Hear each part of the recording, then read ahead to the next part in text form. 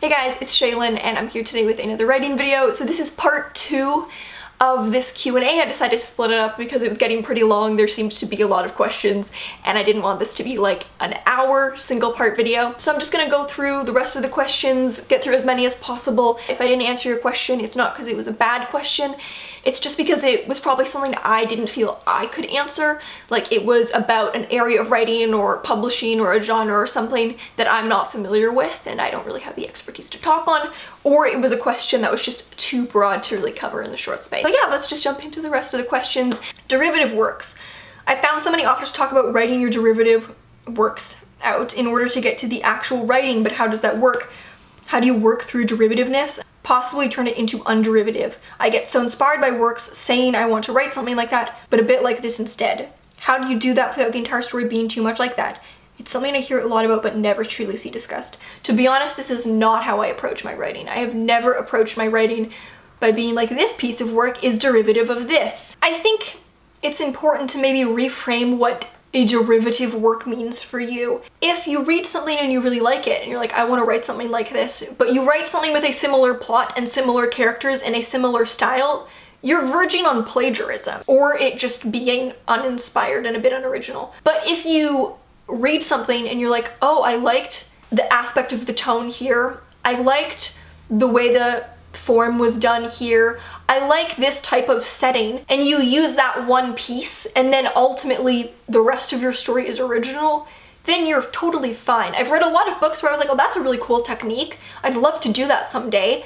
But I think if you're taking a full work and then you're just kind of like basically rewriting it, that's not going to work out that well for you. If you're really inspired by what you read, I think you want to take one aspect of something that you're really compelled by and ask yourself, okay, how do I create an original story that also does this one thing I'm really interested by, right? Oh, this was a really cool technique. Maybe I'd like to use that technique. Never thought of it before I read this thing. What's a unique story completely separate from this one that I could use that technique for? Not how do I write something that's basically like that. The more you avoid that from the beginning, the more you won't have to deal with the book being too similar. Have you ever been disappointed by the attention or reaction to one of your books? Like your expectation of your book was bigger than you got in the end? I mean, I've never published a book, so no, just because I've never had that experience. Some of my published short stories get way more attention than others. The stories I get the most comments on are I Will Never Tell You This is by far the first one. I've gotten more comments about I Will Never Tell You This probably than any other story combined. After that is Cherry and Jane in the Garden of Eden. I do get a lot of comments about both those and they're very different. It's so funny. The comments on Cherry and Jane in the Garden of Eden are always really sweet. They're like, I read Cherry and Jane in the Garden of Eden and I loved it. I thought the prose was so pretty. The comments I get about I Will Never Tell You This are all like, hey, I read I Will Never Tell You This. Screw you. Which has always been the reaction from that story. So those are easily the two that get the most, probably because they're available online. But I have other stories online that I don't get as much attention for. Like, I don't get many comments about Solarium. Wishbone I have a video reading of, and I don't get many comments on Wishbone. I never get comments on my print stories, like barely ever. I got one message from someone who read Barefoot, and I was like, oh my god, you hunted down a copy of The Fiddlehead, thank you. I've never got a comment about Beautiful Animal. So obviously that's just the nature of those things being in print. They're less accessible, which is why I kind of prefer publishing online. What are your 3 desert island books? Stories that would remain as your only source of writing, inspiration, and study? I assume, like, if I was stranded on a desert island, what would be the 3 books that I would have with me? I would want them to be long books so that I could get more out of them. The first one that I would want would be Girl, Woman, Other by Bernardine Evaristo because it's really long, but it's also amazing. It's like one of the most well-written books I've ever read in my life. Like, as I was reading it, I was like, this is the most well-written book I've ever read. It's so good. And it's also, like, every chapter follows a different character, so I feel like you get so much out of it. You get so many stories out of it. So I could totally reread it a bunch of times. Maybe I would take Bel Canto by Ann Patchett. That book emotionally destroyed me so much, and it's pretty long. Like, the writing is very dense, so it takes a long time to read. What's another long book that I could take? Oh, or I would take Do Not Say We Have Nothing by Madeline T, and also because it's really long. And it's really, really good. It's really rich, so I feel like I could get a lot out of it. How are you? Are you okay mentally? I'm good, my dude. Working on my character profiles for over a month now, and I have a pretty good idea of who they are, but there's a bit I need to finish up with them. Meanwhile, I'm really impatient to outline. Can I divert to outlining, or should I be patient and finish up with my characters? You can do this in whatever order you want. If you have a good, solid handle of the characters and you feel you're ready to start outlining, then go for it.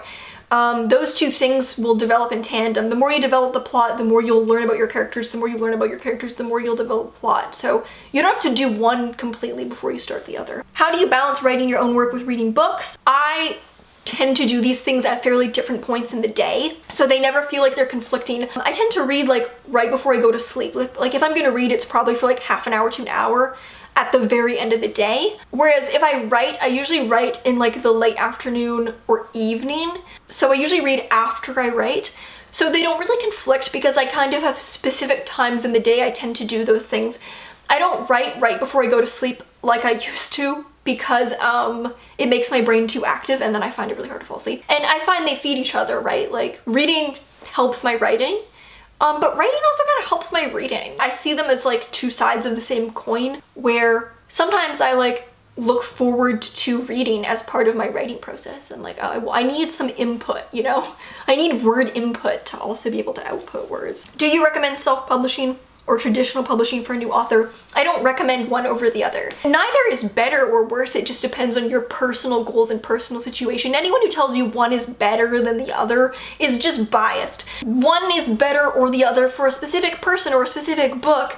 I know what I want to do. I want to traditionally publish my work, but there are lots of people who self-publishing is the better option for them, and I have specific reasons why I want to traditionally publish. So you've got to just research both paths, and rather than approaching it by trying to find people who will tell you which one is better, instead just gathering information so you can decide which will be the best for you, right? Like, I work in self-publishing, so I'm very aware of the benefits of self-publishing, and I've seen it be really great for lots of people. But I still know that those benefits don't really apply to me or my book, or I have specific situations specific to my case why traditional publishing is what I want to do. How do you stick with projects like novels long enough to finish them when you don't think they'll be published? I'm not a fast writer and I struggle with this. I think in order to stay motivated, you need to find the reason. Like, why are you writing this? Publication for some people is the motivator. It's the light at the end of the tunnel. If that's not your light at the end of the tunnel, what is? What is the fulfillment you're gonna get out of getting to the end of the book? If you don't know what that is, I think you've got to ask yourself that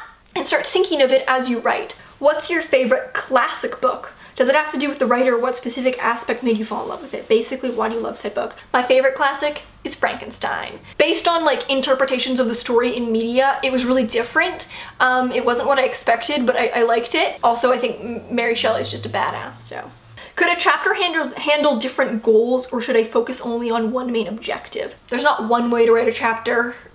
Typically, a chapter has its arc. There might be several goals being pursued if that's the function of your specific chapter to what your story is calling for. What was the first piece of writing you were proud of, and when did you know you wanted to be a writer? I don't really know what the first piece of writing I was proud of was, to be honest. When I first started writing, I think I thought my writing was pretty good. As like a young kid, like when I first started around 8, 9, 10, and then I started to feel more insecure about it when I was more like 13, 14, 15. That's when the insecurity started to creep in. But when I first started writing, I was proud of what I wrote and I thought it was pretty king shit. I wasn't even a very confident child, but I was confident in what I was writing. You know, when you're that young, you don't really have a sense for what good writing is. I just had a sense for the fact that I liked writing, and that was good enough for me, that I cared about it and I had fun writing it.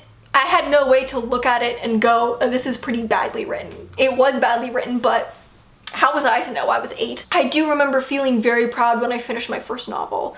Terrible novel. The fact that I had been trying to write a novel for so long, I spent basically from the age of like 9 to 14 trying to write a novel, and then finally when I was 14 I finished my first novel, and it felt like a very long time and so many failed attempts that I was pretty proud of myself for that. And when I knew I wanted to be a writer, basically from the time I first started writing. I think I talked about this in an earlier question, but I started writing around the age of 8, and right from then on I wanted to be a writer. There was never like a period of time where I was like, I like writing, but I don't want to be a writer. It was always my dream job right from the start. How do you decide if your story has enough substance, as in the plot and characters are well-rounded and satisfying? I don't know, I don't think there's a specific way to tell. Do you feel like it has enough substance? If you feel like it's missing something, then it's probably missing something. If you feel like it's rounded and complex and complete, it's probably rounded and complex and complete or much closer to it. If you feel like there are missing pockets of potential, then explore those. If you don't, and you feel like the story is doing what you wanted it to do, then it's probably doing it. How do you keep your editing process organized? Like, how do you stop yourself from going all over the place? I edit linearly in order to avoid that. I think it's super overwhelming to jump all over the place. So at least in the earlier drafts where the edits are more substantive, I like start at chapter 1 and I work through chapter 1, then I go to chapter 2 and I work through chapter 2, etc, etc. And I also do that with short stories. I go through them linearly. Then when I get to later draft, at that point there might not be things that need to be fixed in every single chapter. So then I just go fix those localized issues. I find working through it linearly is the most helpful way to do it, and it helps you observe how the story is unfolding and keep track of continuity a lot better than doing it kind of sporadically. Who are your favorite non-English writers? I can never remember off the top of my head which books I read are translated and which ones aren't. I know Olga Tokarczuk is translated from Polish. I think she's pretty cool. I really enjoyed some of Han Kang's work. Oh, Samantha Schweblin. She writes and publishes in Spanish, and I think she's pretty cool. What are your thoughts on using MBTI or Enneagram for character development? I really like MBTI. It's a big interest of mine. I was obsessed with MBTI when I was like 17. I would spend like hours a week, many hours a week, researching MBTI. I was so into it. So naturally, I use it as a character development tool, but it's 1% of character development, if that, maybe even less. Like when I write a character, I might know what their MBTI type is. I might maybe figure out their Enneagram. I've never been as into Enneagram as I was MBTI. As much as that can be interesting, it can actually be a good starting point. For me to identify a character's MBTI type early on in the process gives me a good starting ground, because like, okay, I generally know this character is an ISTP. That gives me some ideas of traits that they might have and what their thought process will be, but that's not a character and that's not a personality. That's just one very broad box that a character can fall into. Using it, great, especially if it's something that interests you, but the work doesn't stop with personality typing. It kind of just begins there. Tips for finding balance between discipline and consistency and creativity/inspiration while writing. I don't think those things ever need to contradict each other. In fact, I would say that creativity and inspiration will fuel your discipline. Oh, I guess maybe what you mean is having discipline when you don't feel inspired. I don't really rely on discipline that much, to be honest. And I'm fairly prolific. Not as much as other people in terms of word count, sure, but it's an amount that I'm happy with. I don't make schedules. I literally just write when I feel like it. Maybe part of that's why it's helped. I don't really feel like I need much discipline to write. The fact that I don't treat it like a chore, I don't treat it like something I have to force myself to do, in turn makes it feel like something fun. Like, why treat it like a chore or like work when it's something I enjoy? And if it's something I enjoy, then it's something I want to do. So for me, treating it as something really relaxed and something fun makes me do it more. How valuable do you think ideas are? That is, how important is it to have good ideas for a story compared with a good execution? Personally, I think ideas are next to worthless compared to execution, but also if we had no good ideas, then we wouldn't have any good stories at all. But like, are any ideas so much substantially better than other ideas that they're honestly more valuable? Am I making any sense at all? I don't think ideas are invaluable. A good idea with a terrible execution won't be a good book. A bad idea with a good execution will probably be a better book than the vice versa, but I don't think ideas are worthless. I mean, so much of our passion for writing comes from passion for the idea. If we didn't care about the idea, would we put the time into writing it? If the question is, are we comparing a good idea with good execution versus a bad idea with good execution? Would they be equally good books, or would the good idea with good execution be better?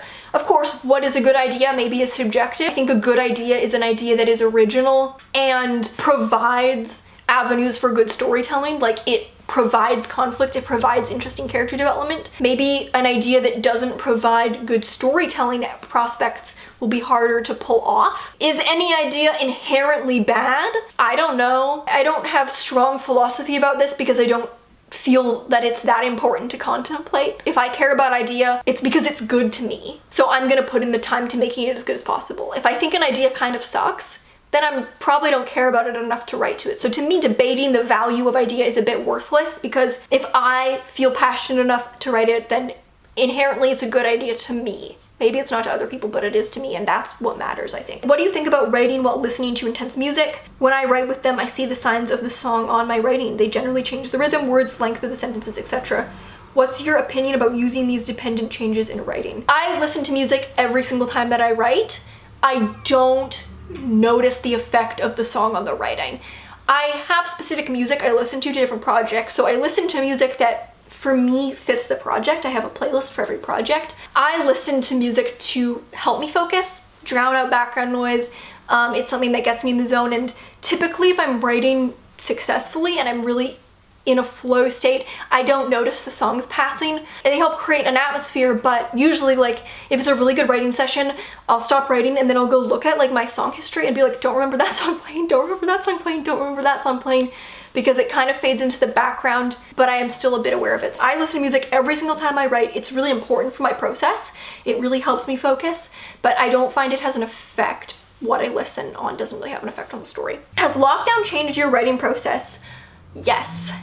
The biggest way is that I used to not really write at home. I probably did 80% of my writing in coffee shops or at my university. I mean, I do some writing at home, but not most of it. I was usually writing in long writing sessions a few times a week out of the house. So I had to reframe on that, and it was kind of hard at first, and oh my god, I miss it so much. The first thing I'm gonna do is go to a coffee shop and write, although my favorite coffee shop that I would always go to write closed down, and I'm so sad. For the first like 2 months of lockdown, I kept being like, wow, when this ends, the first thing I'm gonna do is go to this coffee shop. All I want to do is go to this coffee shop and write for a bit, and then they shut down, and so I will never live my dream. Do you have any tips on how to make first person point of view sound natural and less awkward? This question to me, maybe this isn't your intention, kind of implies that inherently first person point of view feels awkward or unnatural, whereas I don't find that at all. To me, first person feels very natural because it's from the direct voice of the narrator, you know? I don't think there's anything inherently unnatural or awkward about it. It's almost impossible for me to answer this question without reading your writing, because first person could sound awkward for many reasons. So I think what you just have to do is figure out why your first person sounds awkward or unnatural to you. There are many things that could be the issue that you've got to fix, but I don't know what that issue is. I've got a video on psychic distance you can check out. Sometimes when people writing in first person don't really understand psychic distance, they can do things that are really jarring because they're pulling the psychic distance out when the psychic distance is inherently quite close because we're in first person, and that can be quite awkward. So I'll leave that video in the cards and in the description. It might not be the issue might be something else. Tips on how to make a character's dialogue or internal narration more unique / reflective of their personality. All my characters sound the same and it's boring even to me. The hints of voice might be there, but you have to learn how to lift them up. Read a passage of your work and highlight anything that to you signifies their voice, and you're like, oh, that is in the character's voice, and then lift those qualities up more going forward. You can also try literally just doing more extreme things. I like doing more extreme voices. I recently had a character voice where the character used a bunch of slashes, like this / this / this / this, and a lot of things were set in parentheses. More extreme punctuation gave me a lot to work with, so try throwing in something more extreme.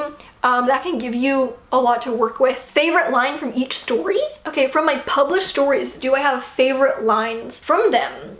I don't know if I have one from I Will Never Tell You This, but I Will Never Tell You This's last line is my favorite last line of any story. So maybe that's my favorite line of the story. I haven't read that story in years. I literally haven't read it since it was published, so I don't really remember what's in there. I do have a story, and I won't tell you what story this is. My favorite line got cut in the editing process because the editor really wanted that line to be cut. Although that doesn't happen very often, but this is the most strongly I've ever felt against an edit.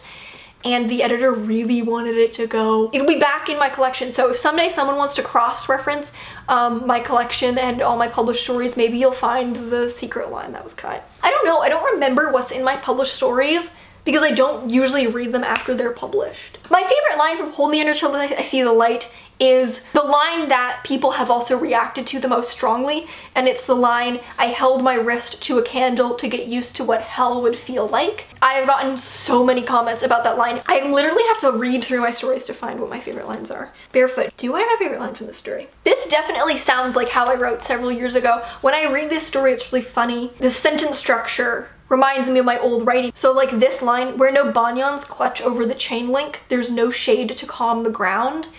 That's really reminiscent of 2017 Shaylin. I don't think I'd write that sentence anymore. My favorite line from Solarium is probably, there's something at the back of my throat, like the half-digested remnant of someone I don't know anymore trying to claw back up. Oh, that's my favorite line from Pull Me Under Till I See the Light. It's not the candle, it's I'd sit on the bathroom counter and she'd do my makeup and dab carmine lipstick onto my mouth like an indirect kiss. I liked that line. That's my favorite line from that story because I think it so perfectly captures the character's yearning, but also her inability to commit fully to that yearning. Like, she clearly has a crush on Jude. This is a bit of a sexual awakening for her, but she can't even like conceptualize actually kissing her. She's fantasizing about an indirect kiss. Other than that, I don't know. I don't really know what my favorite lines are from my stories, is the answer. What's the best way to capture the attention of the readers to the description of the surroundings without boring the hell out of them? Don't see description as something inherently boring. Description can be beautiful. It can be engaging. I love a good description, but if you see description as something that is just kind of there to serve a utilitarian purpose on the way to more interesting things, then it won't be interesting. Like, commit to description being something that is beautiful and interesting to read. Like, honestly, just make the description more interesting. Linguistically, add more perspective from the character. Try to see what we can learn about the character from how they describe things. How did you learn your own writing process, and how do you help yourself stick to things that work for you rather than revert to the right way? I'm still learning what works for me, and sometimes I find it hard writing stuff how it works for me when I'm so used to forcing myself to do things like outline for school. I mean, you have the right way in quotes because you know that there's no right way. I certainly went through a period of time where I did things because they were suggested, such as outline. Those things had their place in my life and now I don't need them anymore. If something doesn't work for you, then it is not the right way to write for you. There's only the right way to write for you. If you know it's not working, then literally just don't do it. You don't have to feel bad. You and your writing process don't answer to anyone. Which one of your characters would make the worst flatmate? Not Sybil. You might think Sybil, but it's not Sybil. She's also just very competent and very introverted, so to be honest, she wouldn't really get in your way. You just have to know that she is silently judging you, seething from the corner, but as long as you can make the peace with the fact that internally she doesn't like you and deal with a rude jab here or there, you'll be fine. Worst flatmate. Actually, maybe it would even be Freya. Freya is the opposite of Sybil in that she never has worked a day in her life. She does nothing. She expects to be catered to, especially emotionally. Like, she kind of just expects everyone to emotionally cater to her, and it'd be a lot. I couldn't do it. I could not do it. She can be pretty annoying. She can be a really sweet girl and she can be really endearing, but she can also be really freaking annoying. At what point does a crutch word become a crutch word? At a certain point, using the word one more time becomes too many. There is no threshold. Like, no one is ever gonna be like, one more just and I'm done. It becomes a crutch word when it becomes noticeable that it's a crutch word. Like, if people are reading it and they're like, you're overusing the word just, then it's a crutch word. It's just better judgment. I swear the answer to 99% of writing questions are literally use your discretion and your better judgment, and that is the answer. How do I start and end a chapter? Depends on what you want to achieve with the chapter. I usually like to end my chapters on a closing note rather than a cliffhanger. If you want to end with something suspenseful, then you might end at like an inciting incident. So you might end at the next big plot point, kind of right in the middle, so it's suspenseful. I prefer to end at a point of closure in my chapters, at least in Honey Vinegar, where the chapters were longer. It's a bit different in my current book because the chapters are vignettes. In that book, I saw my chapters as having these components. The main plot development that happens in the story, a choice that my main character makes that furthers the plot, a link into the next chapter, and the main thematic idea explored in the story. For me, I would usually end when I feel that that arc is closed. As for starting, I usually like to start a chapter with a grounding detail. Sometimes that's description, sometimes that's a statement of time, like 3 months later or at the start of summer.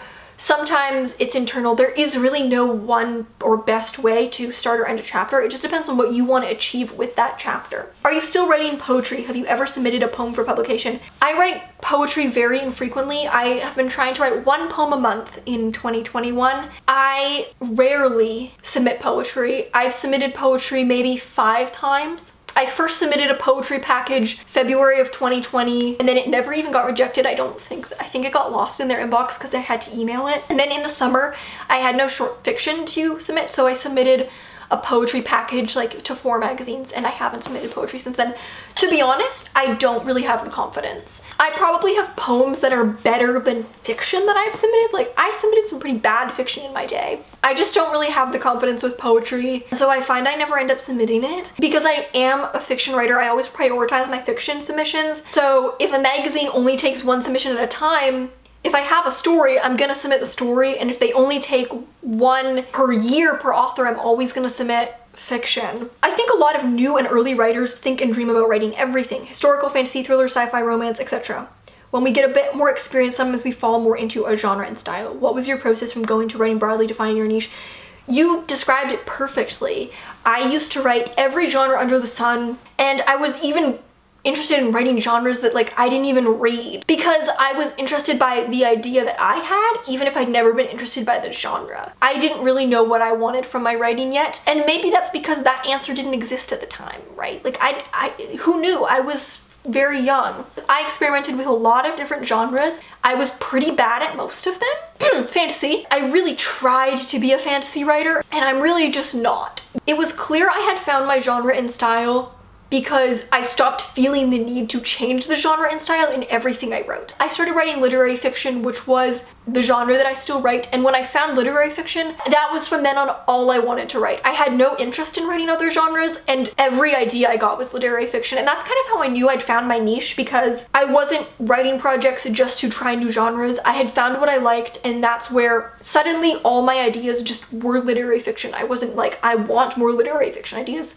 That just became the ideas that I got. Through finding that genre, I was also able to really find my writing style and really explore it within a genre that really works for me. I've been super, super happy in the literary fiction genre. I've been writing work that I am more passionate about and happier with than anything I ever wrote beforehand. I get really annoyed when people act like literary fiction is something you only write to like show off. I'm happier writing this genre than I've ever been writing any other genre, because it's what's right for me and it's what I really, really like. I don't feel confined by it. I feel so free to write whatever I want. Do you prefer writing short stories or novels? If you said to me, Shaylin, you can only write short stories or only write novels for the rest of your life, pick one, I don't know what I would say. I kind of love them both equally for different reasons. Short stories are probably more fun to write. Novels are more satisfying. With a short story, you kind of never leave the honeymoon phase. Like, you're done the first draft before the honeymoon phase is over, and you can get a whole story drafted and revised in like a month. And so short fiction allows me to experiment with such a range.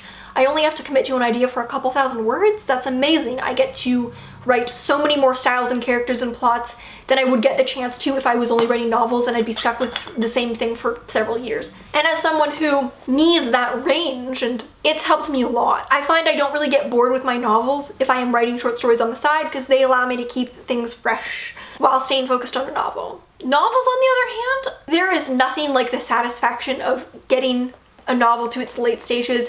As I've seen Honey Vinegar solidify into its final product, it has been like the most satisfying process. It's so cool. This might surprise people. I almost feel as close to the protagonists of my short stories as I do the protagonists of my novels. The protagonists of my short stories, I spend less time with them because that's all their stories demand, but I care about them actually just as much. However, it is really, really exciting to get to spend that much time with a character, because if I really care about a character, if I get to spend that much time on a journey with them, it feels like a real bond. I really can't pick. I think it depends on the day. Like right now, I'm really feeling my novel, so I kind of want to say novels, but next week I'll write a short story and it'll be short stories. It's like whatever I'm writing at the time, to be honest. What's your favorite food? My favorite food is avocado. My favorite cuisine is Vietnamese. I don't really have like a single favorite meal, but there is this one very specific noodle soup at a Vietnamese restaurant by my mom's place. If you asked me to pick my last meal, I'd probably pick that noodle soup. So maybe that's my favorite food. My problem is with the prose. For some stories or sections of stories, I feel I need more lyrical or poetic type of prose, but it can't be forced. One of your strengths in your short stories is definitely your distinctive prose. Thank you.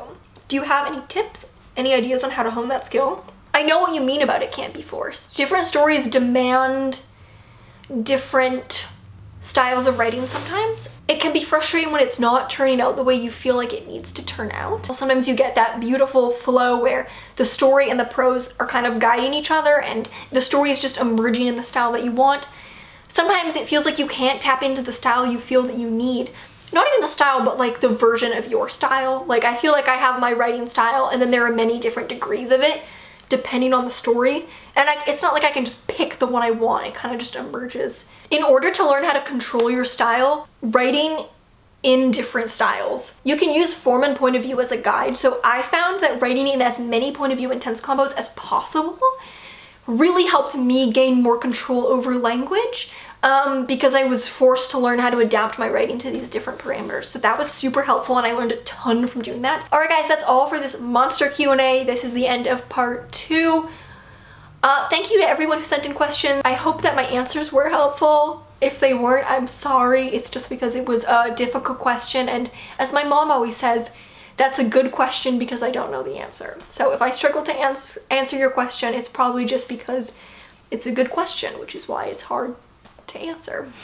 Anyways, that's all for this video. Thank you so much for watching. If you have any questions, you can send me an ask on Tumblr, and I'll see you in another video. Bye.